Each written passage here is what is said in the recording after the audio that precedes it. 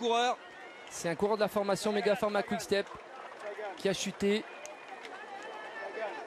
Et Peter Sagan est là. Peter Sagan est à terre. Peter Sagan est tombé. Oui, il est là. Peter Sagan est tombé.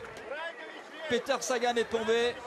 Oui, là, on l'avait dit, hein, le final était compliqué. Plus cette histoire de bus. Du coup, tout le monde se retourne. André Greipel est là. Alors, on va faire les comptes. On a Niki Terpstra, donc probablement Mark Cavendish est présent. Sam Dumoulin est là. Alors l'équipe Omega Pharma Quick Step, il est où Mark Cavendish? Non, je ne vois pas pour l'instant. Je ne vois pas. Hein. Non. Marcel Kittel est là puisque je l'aperçois là en 3e position. Non. Voilà. Sagan repart. Peter Sagan, victime de cette chute, est en train de repartir. Un mot avec Nicolas G si vous êtes à hauteur de ceux qui sont tombés. Nicolas. Bon, Nicolas roule. Ah bah là on est gâté pour ce final, hein, entre un final compliqué, une ligne d'arrivée bloquée, une chute qui met un des favoris en tout cas pour le sprint d'aujourd'hui à terre, Peter Sagan. Mais il a été retardé sur chute.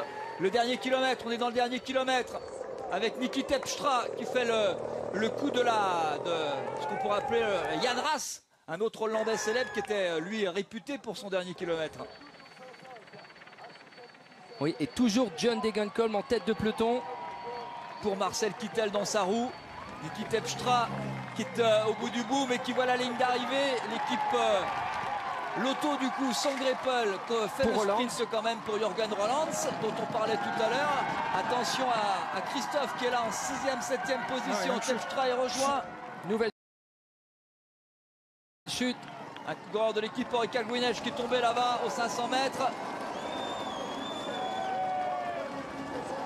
C'est Christophe qui va surgir. C'est Alexander Kristoff. C'est Alexander Kristoff qui va s'imposer, le Norvégien Alexander Kristoff qui a une roue d'avance. Marcel Kittel à sa gauche, c'est Marcel Kittel qui gagne. Kittel devant Kristoff et Bokmans 3e.